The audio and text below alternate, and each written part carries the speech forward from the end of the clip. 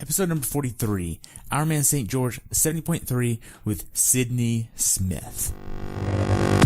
Welcome to the pursuit of the perfect race. I'm Coach Terry Wilson, and with each episode, I bring stories of athletes to you that share their experiences at races in order for you to learn how to have your perfect race. We will hear stories from athletes of all ages, abilities, and races of all distances. So regardless of where you fit in, there's something in there for you. Thanks for spending some time with me today. Now let the pursuit begin.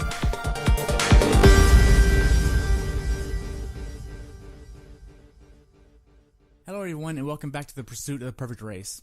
Today I have the pleasure of talking with my friend Sidney Smith about his race at Ironman St. George 70.3 in St. George, Utah. This race took place on May 5th, 2018. The temperature on race day was 56 and rose to 90, with the water temperature around 60. Sidney has been doing triathlons for 2 years now and has been with Salt Lake Tri Club for the last 2 years. He has completed 3 half-iron distance races, and I look forward to hearing about your race, Sidney. Welcome to the show. Hey, thank you. Hey, so what made you want to do this race? You know, I did it last year, and it was my first 70.3, and it was a fun race. Last year it was a little harder for me because I was new to triathlons in general. I'm a double amputee, and it's just something that I struggled with during that race. It was more than I thought was going to be. It felt more like, am I going to live after this? It wasn't near what I wanted it to be in the race, and I felt like I could have done better in parts. I had some complications, and so I wanted to redo this race and practice some of the weaknesses that I had from the year before and get better at it. It's a race that my coach and training partner loves to do, so I got to do that with him. It's a race that's close to where I live, so it was convenient. My tri club likes to do it, and it's probably, I'm probably biased, but I think it's the prettiest race that Ironman 70.3 has to offer. Wow. So who's your coach? His name is AJ Ramash. He's kind of more of a friend too. It's just ironic that him and I live in the same small town in Vernal, Utah. And we both love the sport. I was very new to it after losing my legs, and it was just a goal that I had set that I wanted to do, and he was eager to teach me, so it worked out perfect. Wow. So how old are you right now? 35. 35. Supposedly that's the prime year in the sport, right? Supposedly. I don't know. I'm quickly approaching that. So how long have you been a double amputee? 2.5 years. Okay. So what happened? I lost my legs to a disease called Charcot-Marie tooth. It's a progressive genetic disorder that I was born with. I inherited it sometime in my genealogy. We weren't 100% sure. It's not a very rare disease, but my type is, where it causes some severe deformity and it progresses. So when I was a baby, I was fine. And then when I was 12, I noticed some problems and I was diagnosed with it. It's when the doctors, tried to think of some surgeries to fix it up. And once I approached my 30s, it was so bad that it was I wasn't able to walk, if not, hardly at all, and without having major pain or even to complete a day per se. And that's when the doctors at that point said there's not much we can do. If you want to do a wheelchair, there are options there. Or we could try prosthetics and see how that goes. And so being a young father, that was my choice, that I wanted to go that route because I wanted to be active. So that's how it began. Man, that had to be really hard for you. Yeah. I look at it now. It's something I'm grateful for, but at the time it was very frustrating, very depressing, and a lot of it was fear just because I didn't know kind of what to expect. It just seems like the last resort type of thing, and there wasn't, if this didn't work out, which I think I had 10 different surgeries before that with each foot, that if this didn't work out, there's not much after that. It's not like these things grow back. Right. Now then, do you have a previous background in any of the 3 sports? Yeah, I swam in high school, a little bit in college. Part of it because of the disease, it didn't require much coordination and effort on the feet. So that's where I stuck most of my times in the pool. But biking, not much, just for fun, and then running was not even an option. Okay. So going into St. George, how was your training? The first time around or the second time around? This time right here. The second time, it was good. My weakness is running, obviously. That's what took me the longest last year. I had lots of problems I wasn't prepared for. This time around, I focused on running for two reasons. One, I'm wanting to work my way, obviously, to do a full Ironman. And then this year, I'm doing my first marathon. And so I focused all winter long to work a lot on running. I did the other two as well. But most, I would say 60 to 70% of my effort was for running, because that's where I needed the most improvement, and really what I needed to get better at to be better in the sport. Okay. Now then, as far as the training goes, did you miss any training? No, it was good. Normally where I live, it snows, and so this race is kind of frustrating because there'll be snow sometimes in May, and that happened last year. It snowed the week before. And then we went down to St. George, and it was almost 100. And so it was kind of a shock. But here we didn't miss any training. It was a very, very warm winter with not a lot of snow. So we trained outside. And then with my blades, it's difficult to run in the snow. So I had like maybe a couple days that it snowed where I couldn't, or I tried to run in the snow and I kept falling on my butt. But most of the time I could train outside for it. But no, I didn't have any major injuries, or I didn't get sick. I had some IT band issues, but that's just because of the prosthetics, or kind of position my alignment a little bit different. Okay. Now then, with the blades, are you able to run on a treadmill? Yeah, but who likes to run on a treadmill? Nobody. I appreciate the treadmill. Like when I first started to learn to run, it helped because I could hold on to the treadmill itself. And not fall over, so I'm grateful for it. And every once in a while, if I want to catch up on a TV show, I'll hit the treadmill. But more than likely, I'd rather run like in the wind and the rain than to run on a nice treadmill. Nice. Now then, when you look at your training, how many hours did you max out at going into St. George? I had some pretty good weeks where I hit maybe around 10 to 12. I think as I was trying to, where I'm still trying to keep my long run in, because I have that marathon coming, and then try to get some outdoor rides that are 50 plus, and then sometimes you just get so addicted that you just get so consumed. So I think that the 2-3 weeks before the race, I was going during my lunch break. I was swimming during my lunch break, and I'd make sure every ride had a run right after that. So, yeah, I got obsessed with it towards the end. Okay. So going into St. George, what was your longest swim, bike, and runs? My longest swim was probably 3,500 yards. Swimming wasn't a big effort because I knew I could do it. So I did, a lot of sprinting just to see if I could improve there. I wasn't too concerned about improving the swim because there wasn't much more I could do. I was happy with my times there. My bike, I think my longest was about, I had a few 50s, so probably 55, 60 miles I put in there a couple times, or 2-3 times before the race. And then my longest runs were about 15 to 16 miles. But most of it was hills because of that stupid course. Awesome course. There's a lot of freaking hills. Yeah. So do you do any strength training going into St. George? Yes. Because of the hills, in my alignment with my braces, my prosthetics, I have weak hips. And so I did a lot of hip flexor exercises, a lot of quads, a lot of lunges and stuff like that. In the winter time, I do a lot of hunting, so I focus a lot on deadlifting and strength training that way. And then once tri-season starts to teeter in around January, February is when I kind of avoid the heavy lifting and then just do pretty much, lunges and a few hip flexors and stuff like that. Okay. What specific workouts did you do that gave you the confidence to go into this race prepared?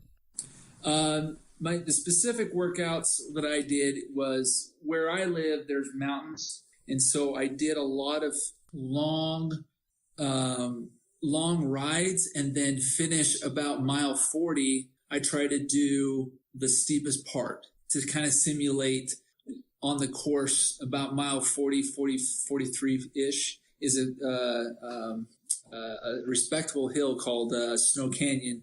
And that has, pretty good grade. And it takes a lot of people. When I did it the year before, I remember I would, pass people that were walking, and there was a few this year as well. And so I wanted to practice that, and then immediately, get off the bike and then hit a hill right off the bike, just because that's exactly how the course happens. And I remember how I hit a wall at like mile 1 the year before. And I'm like, oh my gosh, I just started. How am I going to finish this? Right. Now then, with training, were there any days where you just mentally didn't want to train? Not really. I'm pretty motivated, just because I don't look at this particular race as my main race in life. The full Ironman is where the sights are. This is just a step towards it. So if I'm struggling with training for a half Ironman, then I have some other issues I need to work out. But there was a couple times last year I didn't want to, just because I didn't know if I could finish it or not. So I guess fear kind of took over where I didn't want to train as much. But no, I felt pretty confident, and I have a good support. So if I, wanted to work out and say, well, instead of riding 40 miles today, let's only ride 30, I'd have a good training partner that'd be like, no, we're going 40. So usually I don't think I missed a workout, to be honest. Wow, that's great. So who's your training partner? He's my coach still. Wow. AJ, yeah. That's great. So whenever you're not training, what are you doing? When I'm not training, I do have a daytime job. I'm a passionate hunter. I do backcountry stuff with archery. I spend a lot of time there. I have a young family, so I have 4 children. So that's probably where I spend most of my time. And then I would say hunting, and then I do a lot of stuff for my church. Wow, that's great. So you have a wife, 4 children, a full-time job. You like camping and hunting, and you also do triathlons on the long course side as well. So how do you balance life, work, and training? Something does have to give sometimes. I try to pick races that doesn't conflict with, I should say, hobby or passion, which is hunting. And so I try to do a lot of my training and resource races in the winter and early spring and late midsummer. But once fall hits, I back off a little bit, and I just ride and run, and just kind of a maintenance thing, until that day where I'm getting ready for the marathon. Then that will have to take the back seat. But as far as the family goes, I get up super early. So on long runs, I get up about 3:45 in the morning, so that way I can get a long run before work. That way I'm not really taking up time away from the family at nighttime, even though I'm kind of worthless because I'm tired. But I try to avoid that. I don't train on Sundays, and then if I do on Saturdays, instead of sleeping in and training, I get up same time in the morning, so that way I'm done, and then I have the whole day to spend with my family. So usually I do most of it during the mornings, or sometimes during my lunch break at work. Okay. So what do you do for work? I work in a internet company here in the Uinta Basin, in Utah. We provide internet for the community, cellular, other technology devices, and yeah. That's cool.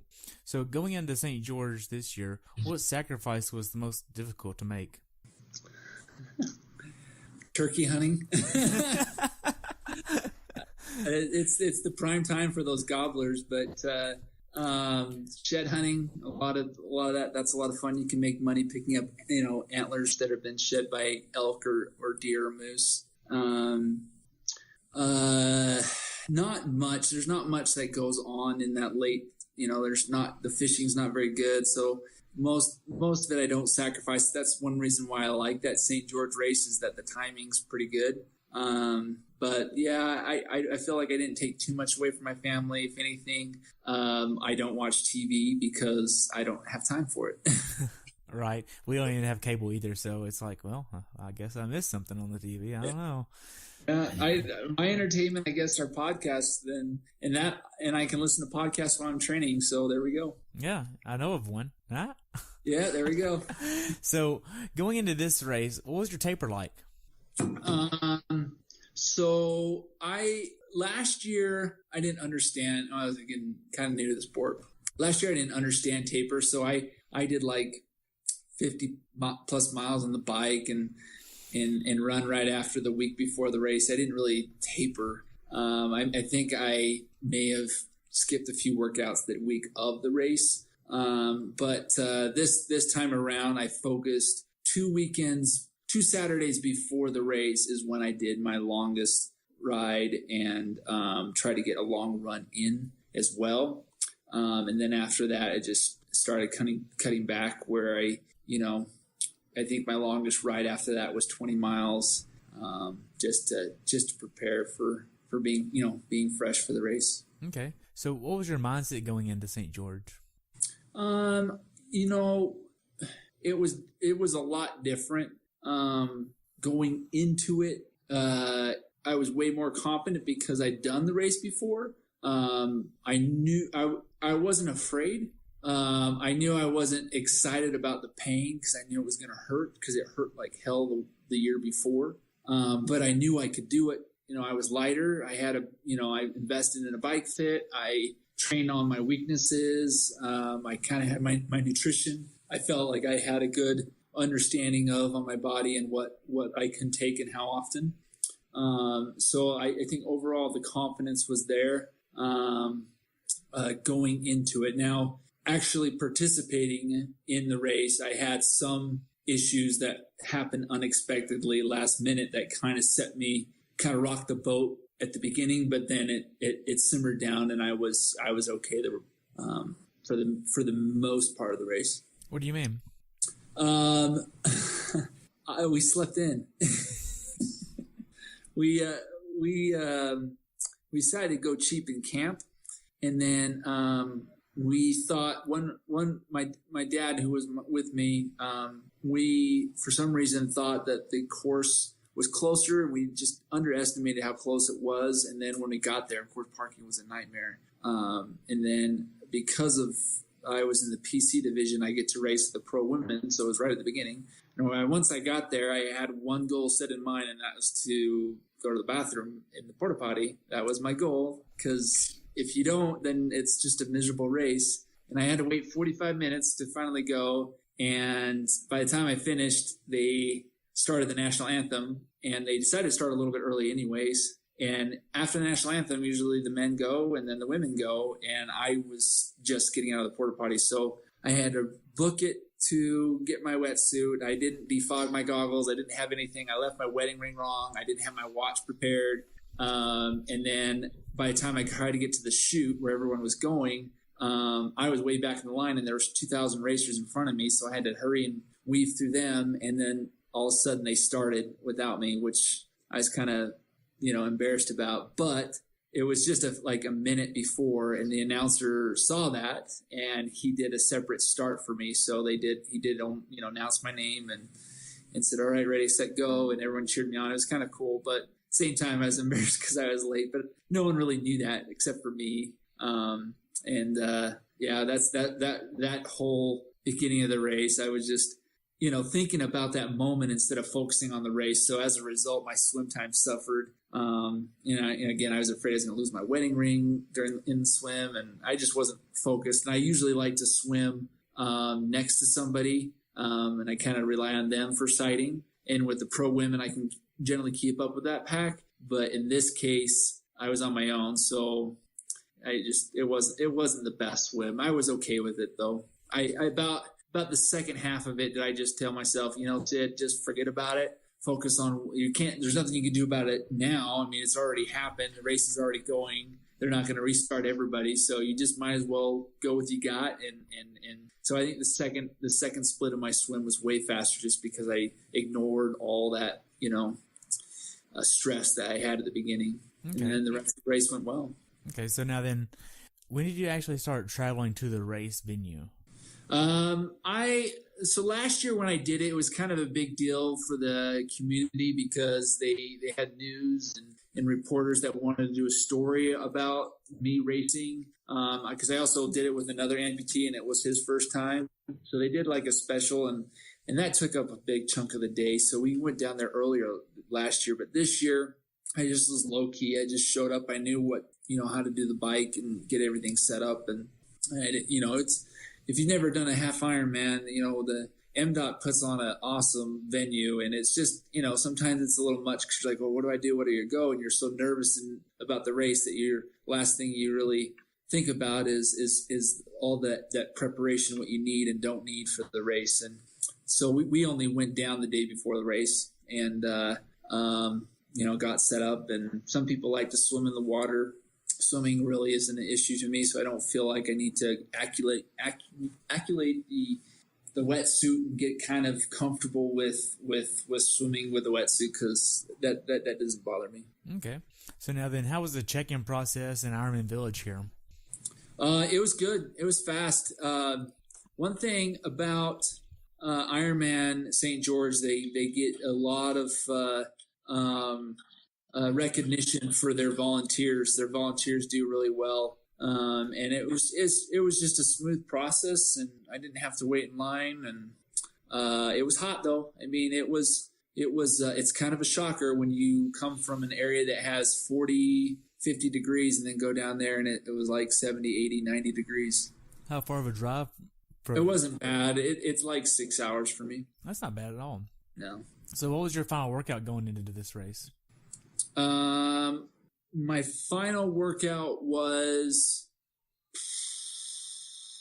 I think I just did a 5K and like a 20-miler bike ride, like the Tuesday, Wednesday before, just to feel just to fill in that gap. Okay. Now, do you have a certain meal you like to get the night before a race? Yes. I like the night before. I like something that has a little bit of light carbs, so something that doesn't feel too heavy, like rice with chicken, and then lots of greens. Just because, not to sound descriptive, but I like to be cleaned out. Healthy poops. So I like to have lots of salad and vegetables prior to that. Okay. So. Now then, do you try to get in bed at a certain time the night before a race?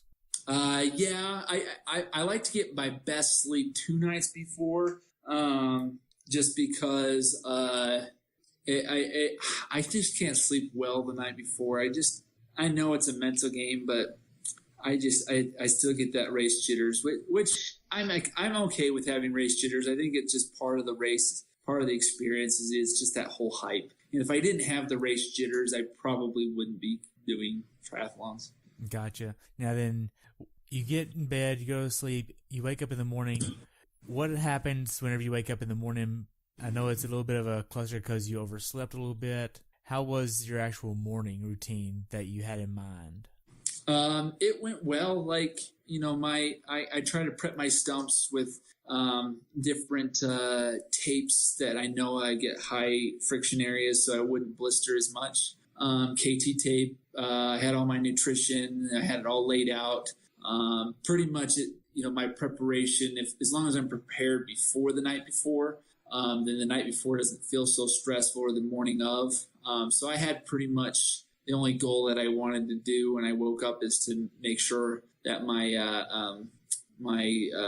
my drinks and gels are all in order. So it felt good. Okay. So you mentioned your nutrition a little bit. What nutrition plan are you using? I use a combination of macadamia nut butter or other kind of performance nut butters with high fats. I like to use just to mix in a little bit of goo. In this particular race, I like anything with salt. You sweat so much, and your body's just not used to that heat. And I think you just sweat a little more than you expect. I use products from Mountain Ops that has some good caffeine and enduro products for my heart, and then some like a glyco drink mixed with some endurance salt I use through a company called F2 Nutrition. They're out of Canada, and they have some really, really cool liquid nutrition that I like. I'm sold on it. It's pretty amazing. Is it F2C Nutrition? Yeah, F2C Nutrition, sorry. Okay. So what time did you actually get to transition the morning of the race? Oh, I don't remember. All I just remember is like, crap, I swear I don't remember coming here last year when it was light. I remember coming here last year when it was dark. But I do remember being one of the first guys there on the course 2 years ago or last year. This year, I would say by the time I got there, the lines for the porta potties were forever, and most people had their body marking. So I would say I was one of the last. I wasn't the last, but I was one of the last. Wow. So now then you get to transition, you set up your bike, your nutrition and whatnot. What's your process to go through your bike and whatnot? I have my biking legs ready to go. This time, because the water was higher, I didn't put on my walking legs first. I put on my biking legs first, so I just walked right up to the bike. And where they positioned my bike was just right outside the water. So it worked out well where I saved time on my transition instead of, switching legs. Okay. How much PSI are you putting in your wheels? I put about 90 to 100. Okay. I used 25 Cs. I probably should have put to 90 because I felt like the 100 was a little much. But when I was on 23 Cs, I was at 100. Okay. Are you using a certain type of wheels? No, I don't have anything fancy. I think I don't have any carbon wheels. They're just want to get them, but they're as much as a house payment. Yeah, they are. Now then, do you have a bike computer that you're using for this, or just a watch? Yeah, I use this. I use my Sunto. Okay. So and you swim with that as well? Yep, swim and run. Okay. I have my old Garmin that I like, but I'm on the Intermountain Healthcare Tri-Team, and it was one of the watches that they wanted us to use. Okay. Do you like it? Yeah, it's a classy watch. I would say my 920 XT Garmin was a little more responsive with the syncing, and there was some more bells and whistles. But I would say the Sunto provides a beautiful watch, and it has the adequate things that I need. I'd say there's pluses and minuses to either company. Okay, because I don't know of anybody that's used a Sunto before, and you're the first person I've ever talked to that actually uses one. So it's kind of interesting to know that there's another company besides Polar and Garmin out there. Yeah, I think they emphasize in like hiking. But they have a line called their Spartan line, and I got the Ultra, so that way when I do get to that full Ironman, it has the battery life. But they do have triathlon modes. They have other activities. I would say that one thing I liked about the Garmin is that they had a lot of bells and whistles that as far as knowing data. Where Sunto, it was a little more basic. But for what I needed, the long runs, long swims, it had everything. So okay. Now then, the last few minutes before you get in the water, do you normally like to eat something? Yes, I like to just slam a goose shot. Okay. That's about it, though. In the morning, I like steel cut oats with almond milk and a little bit of butter, protein, and berries, but very light. Not much. I do better on an empty stomach. But like the goos just do well on my stomach, and so right before a swim on a race, at least when I want just as much energy, is I'll slam a goose shot, and then I'll actually slam one more right out of the swim, so that I'm ready to go on the bike. Okay. Now then, you get into the water. How's the first few hundred yards go for you? They're good. They're usually intense because the women are intense, and they're talking trash actually on the starting line. Not too bad. They all seem to know each other. And some of them don't, like either they don't know English, or they just are very focused, and they're very respectful. And some of them probably joke around with each other, but I get a little excited, and I just try to, the first bit, to try to find someone that I feel comfortable at their pace, that I can hold that pace. And then sometimes I will fall back, or sometimes I'm like, crap, you're going too slow. I need to go find another group of gals that are more my pace. Okay. Now then, being that this wasn't the case this year, how was it going in on your own? It was fine. Like if the water was choppy, it'd probably been a little bit. I know some people get hung up on the water. It never got to me. I mean, I think when I was a kid, I watched the movie Jaws, and it terrified me for a little bit, but going in the water, open water, and not anyone around me, it wasn't bad. The course is really well maintained with people on boats and rafts, so it wasn't in paddle boards, so it wasn't really, I didn't feel like I was alone. And when I went back and watched the GPS tracking, it was a little bit more veery compared to my other race, and I think just because I was sighting with goggles, I felt like that were a little foggy. Okay. Now then, how did the swim go for you overall? It was about, I wanted to break the half-hour mark, and it ended up being about 4 minutes longer. I think just because of the whole start was off, and I also had problems. Like I bumped my watch trying to get into the water. I don't know how that happened, but it wasn't tracking, and so I just wasn't mentally in it, and I think that ruined it. So right. Now then, after you get out of the water, how is that for you? Once I get out of the water, I have my dad with my legs there, and then I crawl pretty much out, and then I dry off and have my prosthetics on and get through that. They have volunteers that can help, carry like my wetsuit. I mean, it was nice to have that, but it was simple. Like I've done it enough to know what things I do want there and ready to go. And it was a little bit weird because, when you're one of the first ones there and everybody's cheering everybody on, you're kind of getting your legs on and getting situated, and there's people watching, and you can hear the cameras and people taking pictures. And so feels a little bit awkward, but I'm used to it now. Okay.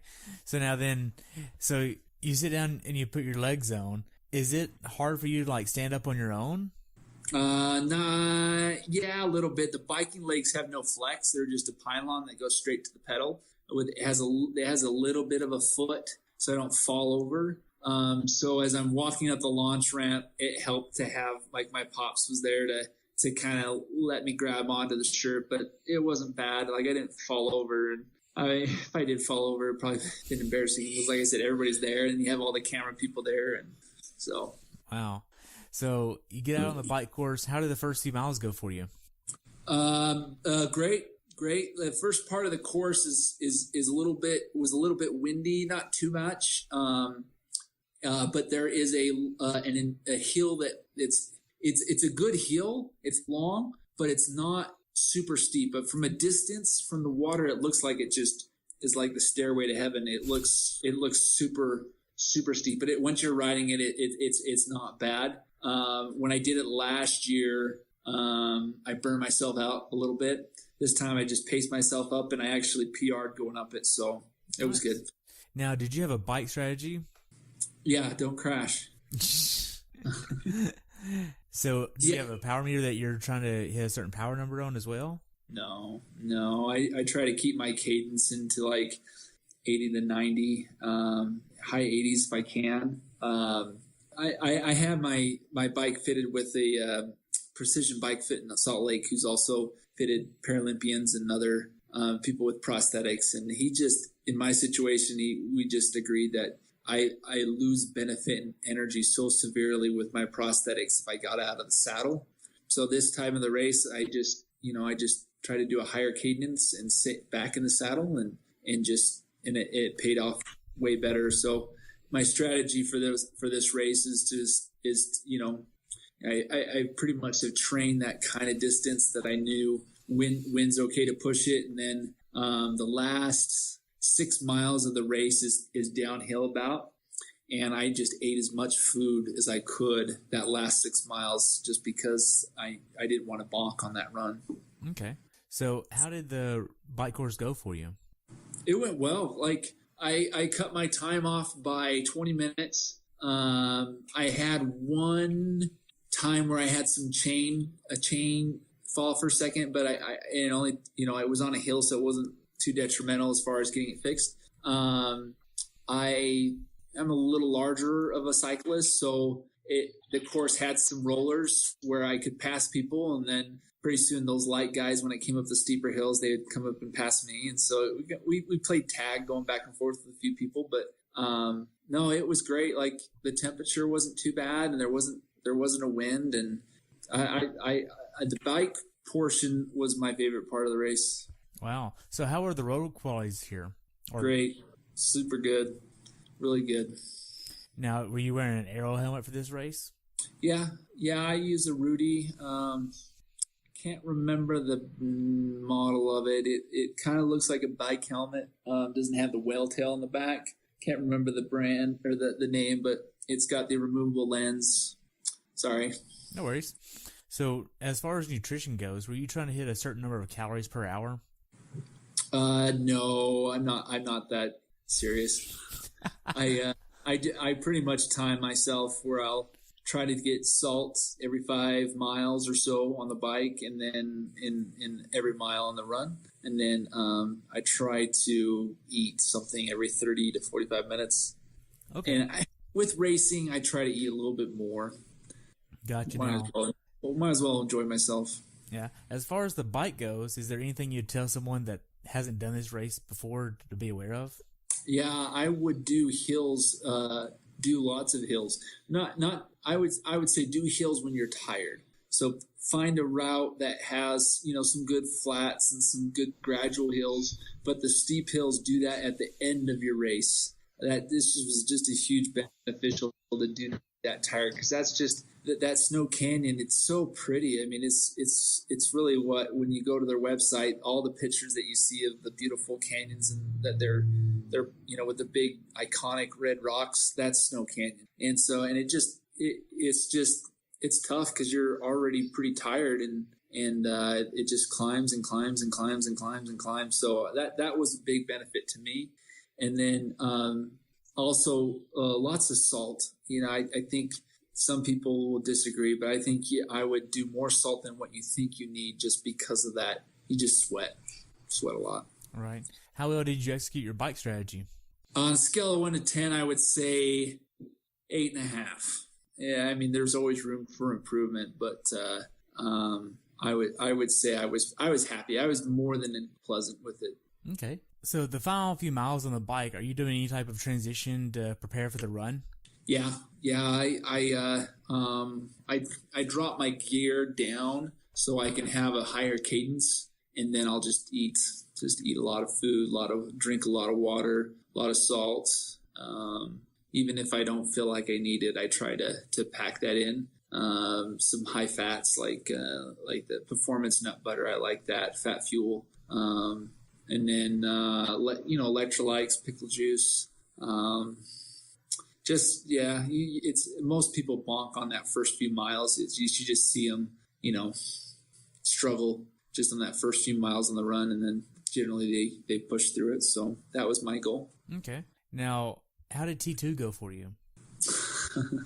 It went good. Like, I had to change some socks, so my limbs get a little sweaty, and sweat's not good in prosthetics, so I had to change that out to different sweat socks. But I made one big error, is that my timing chip I left on my biking legs, and I just put on my running legs, got some sunscreen. I think I hit the boys' room for a second, and because I was drinking a lot, and then I started the run, and I think it was mile 3 did I realize I did not have my timing chip. It was left on my biking legs. Oh, wow.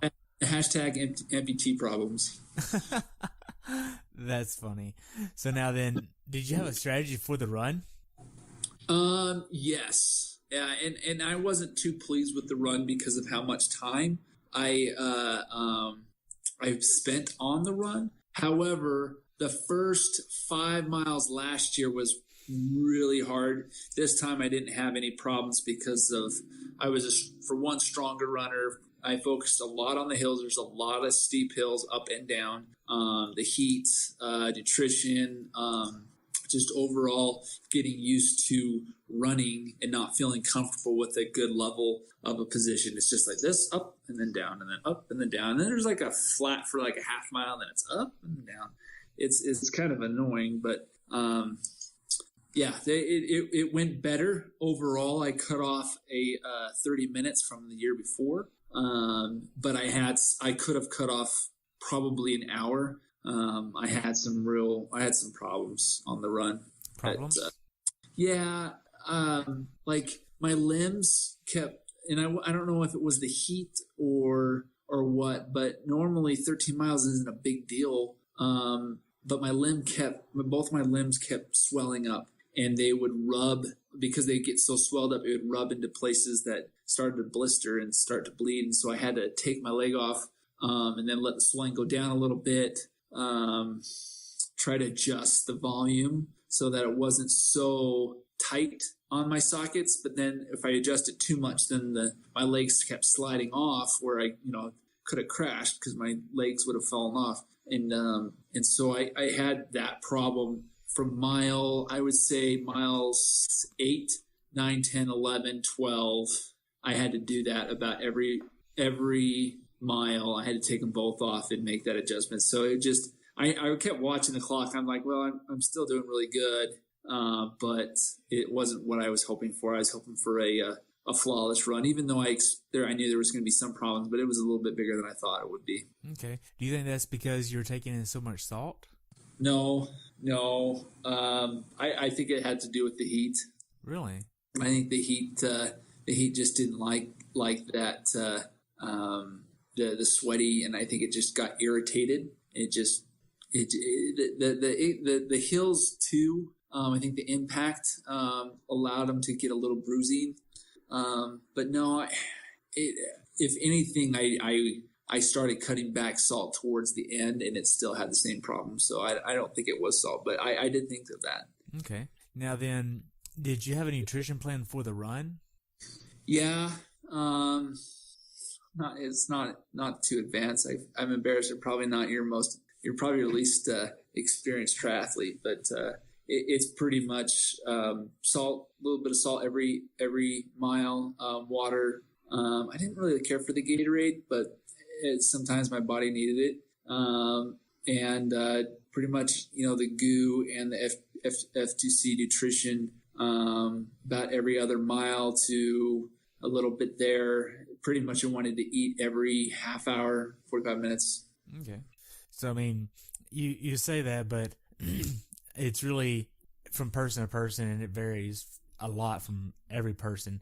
And for me, I just did Chattanooga 70.3 this past weekend, and I wish I would have went to the Red Bull a lot sooner and used that to my advantage. I mean, yeah, it was hot, but I also had water to chase it down, but I was using just Gatorade and chasing with water and had a little bit of ice, and that was not really doing a lot for me. It was really just like I didn't have any gas in the tank. And then I started taking Red Bull the second loop, and that helped out a little bit. But I don't really know if that nutrition plan was good or bad because it really didn't have any real calories in it. Yeah. So now then, did you have any cramping or GI issues? I had cramping around mile 10, and it just sucked because it's downhill and then it flattens out kind of a good decline, and I'm like, sweet, I can open my stride, but I could not open my stride. My legs would just lock. So as soon as I tried to open up my stride, they cramp up, and then I fell a few times because I could not get a smooth.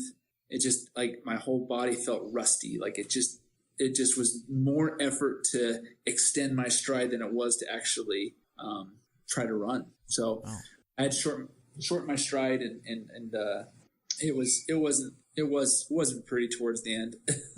So now you start going up the last hill. How was that? The last hill was good. I had a gal that ran with me that had an ACL problem.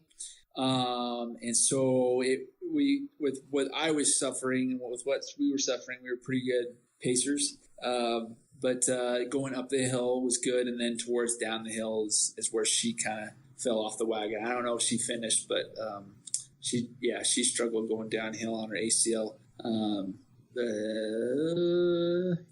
That last hill wasn't bad. The year before, it was completely demoralizing. It was the only time I thought I was going to quit, just because it is a doozy. And I mean, it's still, I think you're at mile 9 on that last hill. And it's kind of rough on the soul. Right. So mentally, how hard was this race for you? I would say normally, if I compare it to last year, I would say it was a piece of cake. Like last year I thought there wasn't very many times in my life I thought I was going to die.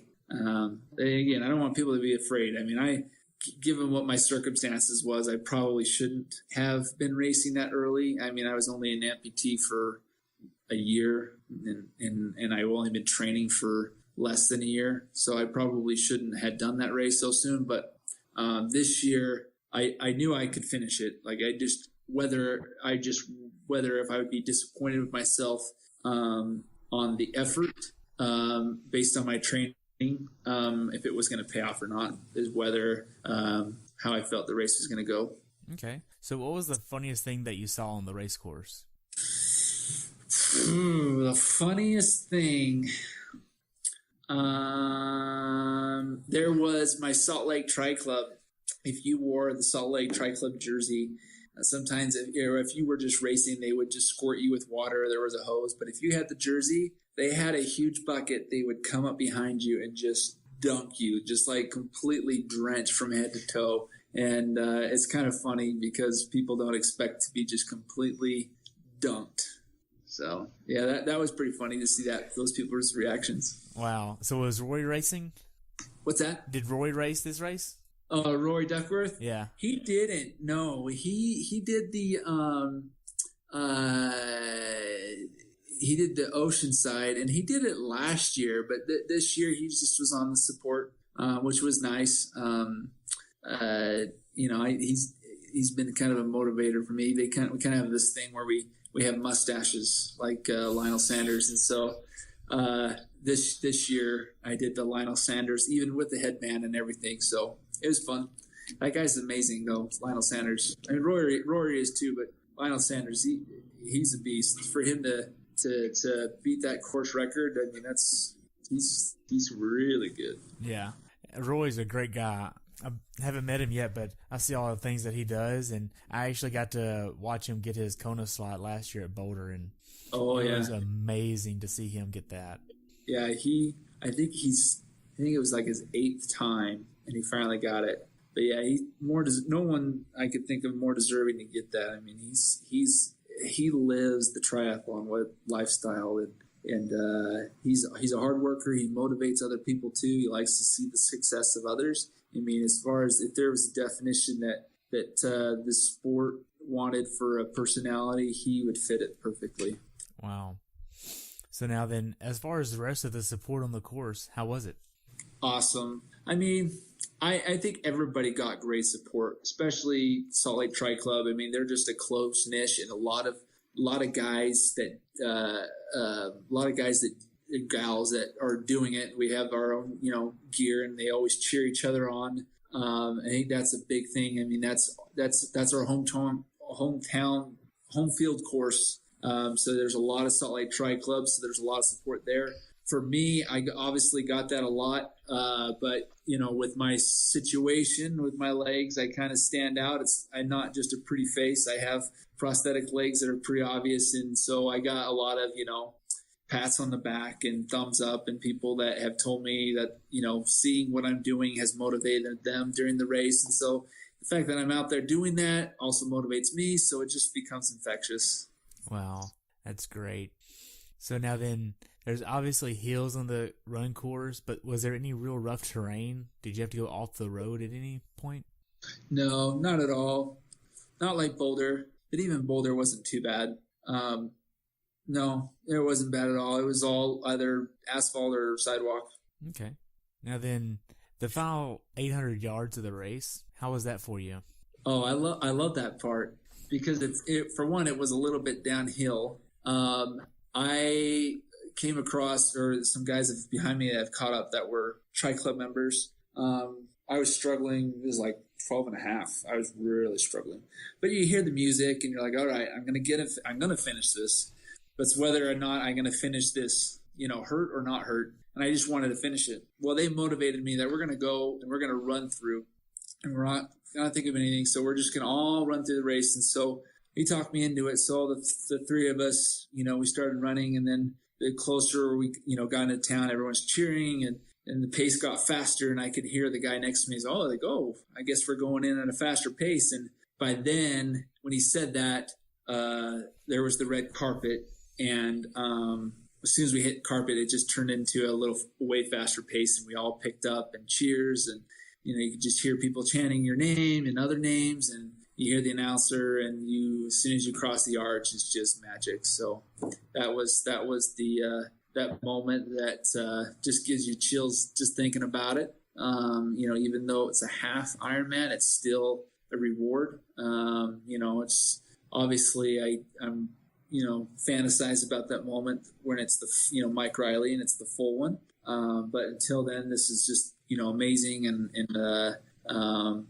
it's half Ironmans are no joke. I mean, 70.3 is still a long freaking way. And so I felt good to finish it. Nice. Now, after you crossed the finish line, what'd you do next?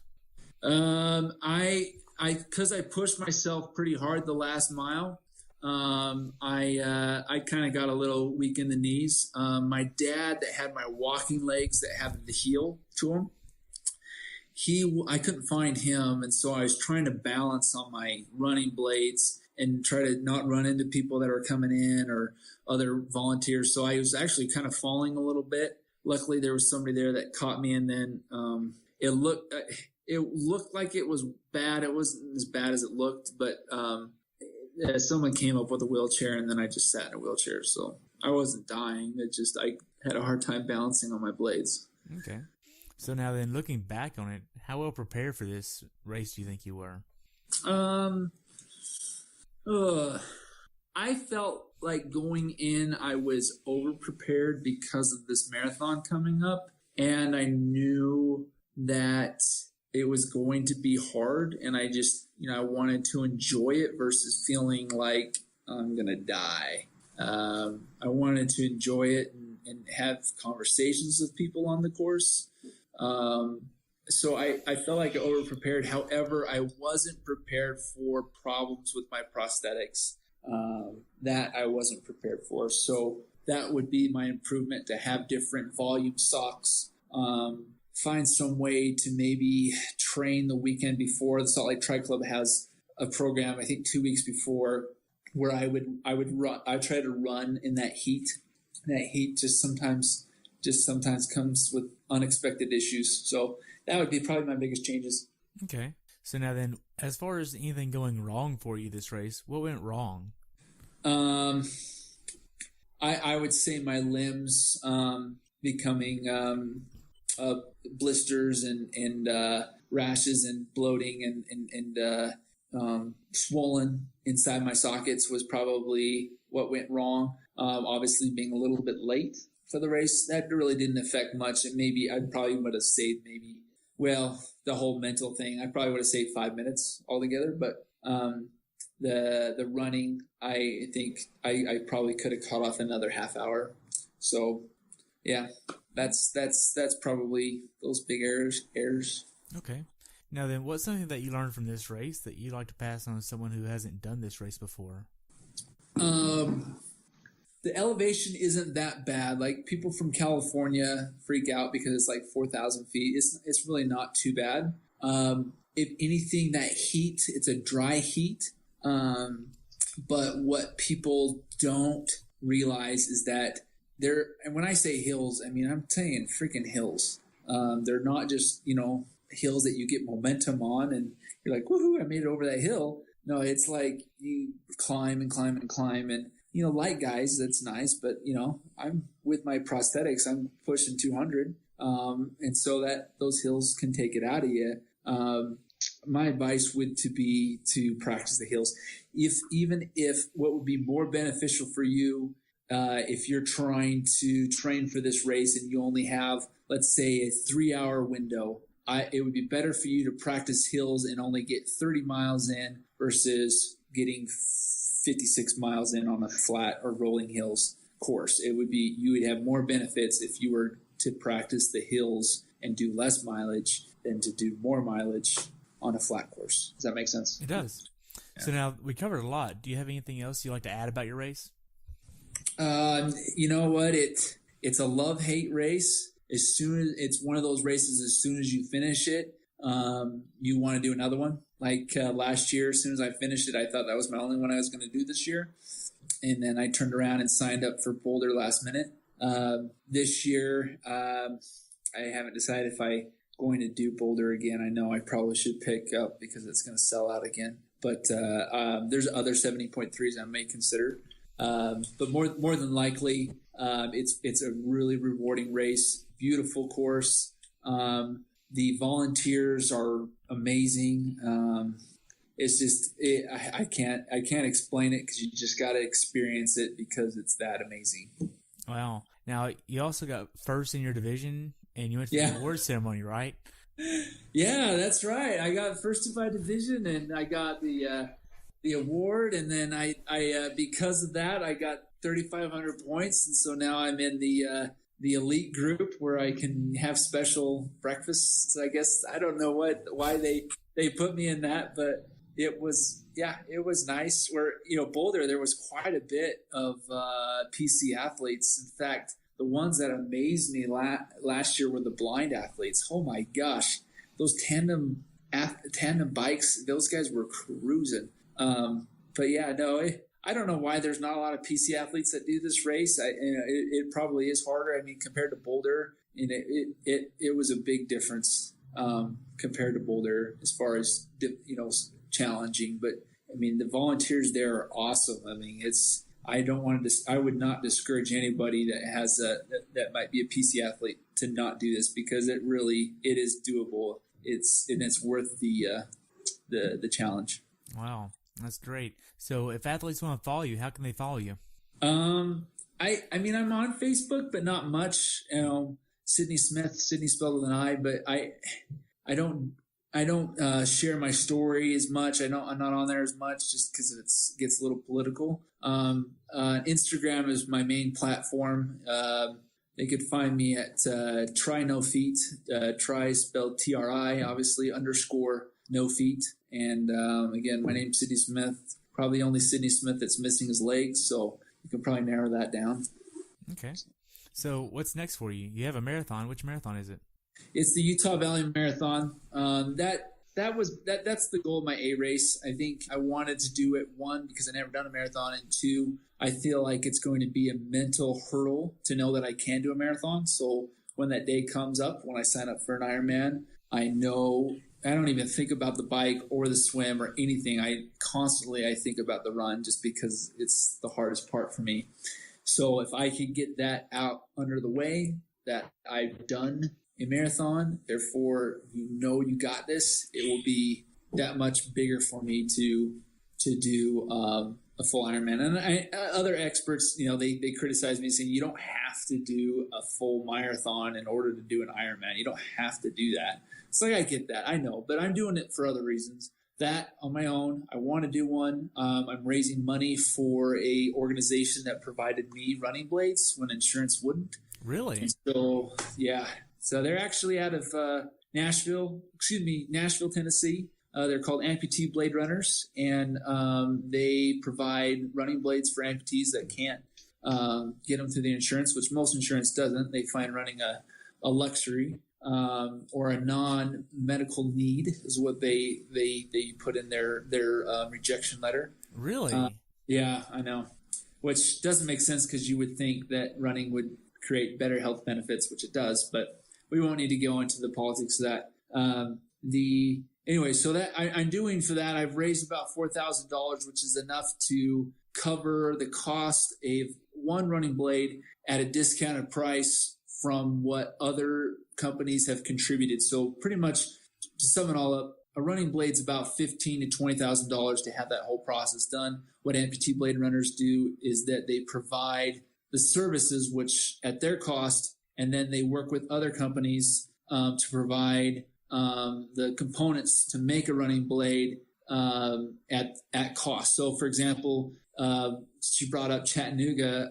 There's an amazing company called Phil Hour that has provided running blades to Amputee Blade Runners, and then at their cost. So they've done their part. So really, the cost now is brought down to about $3,000, and I raised $4,000. I wanted to raise just one, and it's just worked out so well that I've raised more money. And so who knows if I can raise $2? How awesome would that be for me? Because I have 2 missing limbs myself. Wow, that's great. I didn't know that it cost so much. Yeah, it's frustrating. That's a whole nother story to go in. The how expensive medical supplies can be, or they don't need to be, but that's just my opinion. Right. And I agree with it. I mean, it's just kind of crazy that it's so expensive. Now, as far as your race goes, how could Ironman have made your race experience better? Oh, golly, that's tough. You know what? I'm an easy to please guy. Like they couldn't have made it any better, to be honest.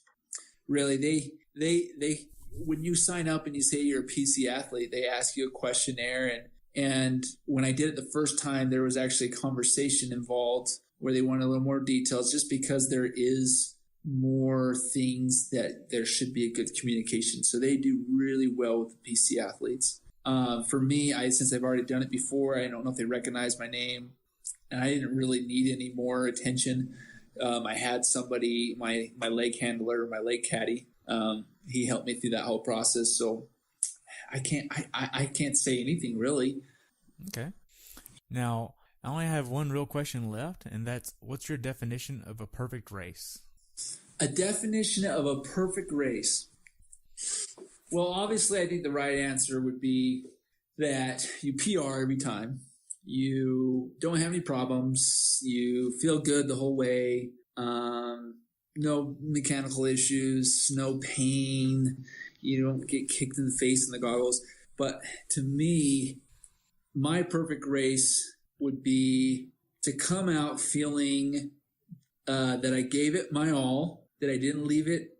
I didn't leave any, that I gave it all on the course. I didn't leave any behind. That I think Ironman does a good job at picking venues that are pretty locations. So I want to be able to enjoy the scenery, meet new people, and overall enjoy it, but at the same time feel focused the entire way. I have no doubt that every race from there on out is going to have something. It's just impossible to have everything perfect. But it's for me to be perfect with just to come out feeling that I gave it my all and I enjoyed it the best I could. Wow, that's great. I just want to thank you so much, Sidney, for sharing your story and sharing about your race. I've enjoyed hearing about it and learning more about your experience. And I look forward to following you at your marathon and following you on Instagram as well. Cool. Thanks, man. I appreciate the opportunity to share. Those are good questions. Awesome. Well, you have a good day, and I'll talk to you soon, okay? Okay. Awesome. Thanks for tuning in today. I hope you were able to learn something from today's episode. If you enjoyed the show, please take a minute to leave a review on iTunes or share it with a friend. Be sure to subscribe so you never miss an episode. If you'd like to see pictures from this athlete's race, Learn more about who I am, what I'm doing, or be on the show yourself to share your story, check out my website at CoachTerryWilson.com. Until next time, continue the pursuit.